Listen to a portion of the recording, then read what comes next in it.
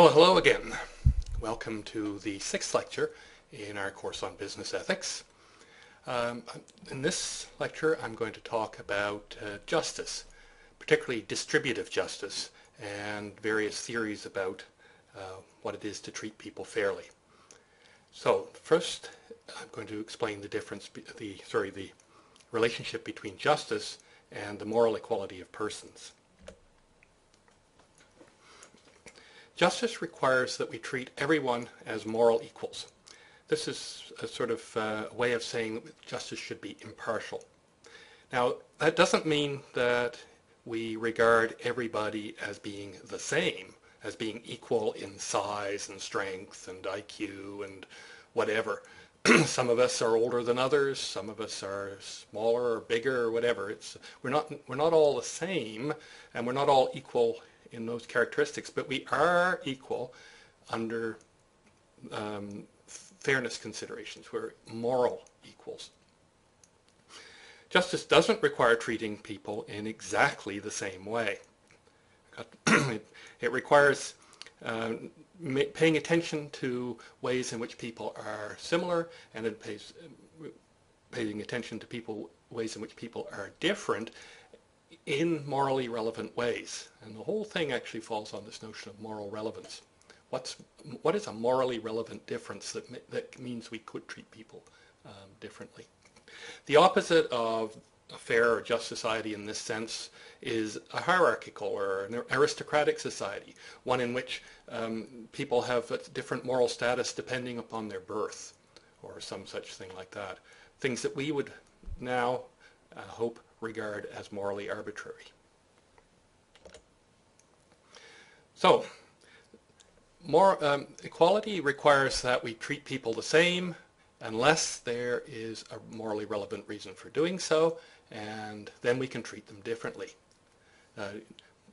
Organizations and individuals must not treat people differently on the basis of morally arbitrary features.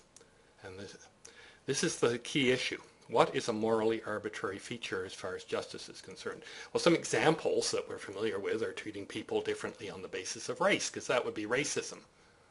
Or on sex, the basis of sexism. We should treat people the same, no matter what their race or their sex, or perhaps their age, or their sexual orientation, etc., etc. But you are allowed to recognize morally relevant differences, non-arbitrary, morally relevant differences between people. For example, parents often treat their children differently than they treat the children of other people. Well, that makes sense. We download the responsibility for looking after children onto their parents. Disabled parking is another example. Special parking for the handicapped. Yes, we're treating people differently. Other people have to park farther away, but there's a reason for it. It's not an arbitrary reason. The reason is that it's just harder for people in wheelchairs to get in and out of doors. We punish people who deserve it. We don't punish everybody. Et cetera, et cetera. Now, there are several varieties of justice, and we'll look at particularly compensatory justice a bit later on, but today's talk is mostly going to concern distributive justice. Just to make sure that you know what they are, retributive justice basically holds people accountable and punishes people for what they've done wrong and rewards people for what they've done right. Compensatory justice restores people to their position before some action is done. If you infringe somebody's rights, destroy their property, then you should be compensated by the person who does that. So if you steal somebody's cell phone, then you should be punished and put in jail. That's retributive justice. If you drop a friend's cell phone because you're being careless, then you should compensate your friend by buying your friend another phone if you've broken the phone.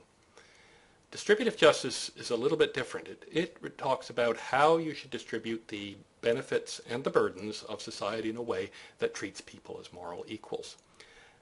Basically, how much should you pay people? Are people entitled to the large amounts of wealth that they often have in our society? Should the minimum wage be raised? This sort of question. That's issues of distributive justice. Distributive justice involves treating people as moral equals, okay, in the assignment of basically property rights and responsibilities. Moral equals. The trouble is that moral equality has various different interpretations. There are different ways of thinking about what it is to treat people as equals. And here is a bit of a list. Okay, and it shows you just how complicated distributive justice can get. In fact, this is probably the most complicated segment or module in the course in trying to get straight on all these different ways of foundations for distributive justice. But they can involve things like equal respect for people's rights. You treat people equally by equally respecting their rights. And that produces a certain type of theory of justice, which I'll call libertarianism. I'll explain to you in a moment. Or you treating people as equals means making sure that everybody has an equal opportunity to get ahead on the basis of their merit and get what they deserve. Maybe it means treating everybody's interests equally. Remember, that was an attraction of the doctrine we called utilitarianism, because utilitarians weight everybody's interests equally when they do their aggregations. We'll also consider just basically strict equality of welfare, guaranteeing everybody the same amount of preference satisfaction, or guaranteeing everybody the same amount of economic goods and services or money or whatever. And these are not that attractive as doctrines, and they should not be confused with the idea of justice based on moral equality. It does not imply equality of welfare or equality of resources. More attractive are John Rawls's difference principle, which, well, I'll save it, I'll tell you what it is, or Dworkin's theory about equal starting gate, start everybody off with equality of resources and then see what happens after that. So I'll explain these down the road. There's another theory due to Amartya Sen on equality of capabilities, which tries to solve some of the problems that come up in terms of these theories of distributive justice, but I won't get into it here. All right, here's a question. Polluters should face large fines. Polluters should face large fines, okay? We've got an ethical thing going on here, right?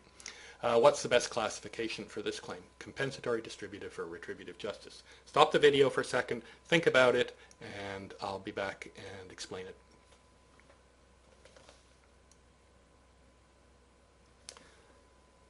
Okay, I take it you have now made a choice. Let me just remind you of what those things were. Here we go. Retributive justice was holding people accountable, punishing people for harming others, or rewarding them perhaps for helping others. Compensatory justice involved compensating people and restoring them to the position they were before they were harmed. And distributive justice ensures that society allocates benefits and burdens in a way that treats everybody equally. Okay, let's go back here to our question. Well, polluters should face large fines. Are we saying that polluters should compensate people? Well, it depends, I suppose, how the money from those fines is used, and you could make a case that the fines are used to pay off the external costs generated by the pollution. But in general, that's not the point of the fine. Polluters are fined in order to stop them doing what they're doing, and that would be an example of retributive justice. They're not compensating people, and it's not really a theory of distributive justice. All right, I'll see you in a few minutes for the next segment.